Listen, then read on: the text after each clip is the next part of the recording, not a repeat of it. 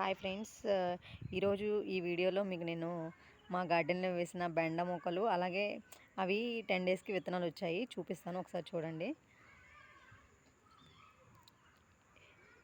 బాగా వచ్చినాయి బెండ విత్తనాలు, చూడండి ఒకసారి. అలాగే శనగ గింజలు ఇంట్లో ఉండే వాటితో విత్తనాలు వేసాము. మొలకలు వచ్చాయి బాగా, చూడండి ఒకసారి.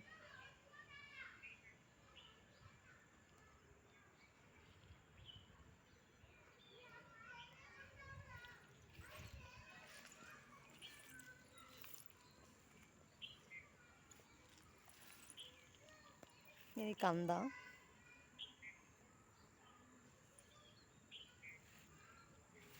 ఇది వంగ మొక్క. మిరప మొక్కలు కూడా వేసాము, చిన్నవే వేస్తే మంచిగా వచ్చినాయి. జస్ట్ వీటికి మేమేమి ఎరువులు ఏమి యూజ్ చేయట్లేదు, అవంతరికి అవే, అంటే మట్టిలో వేసాం కాబట్టి బాగానే గ్రోత్ ఉంది.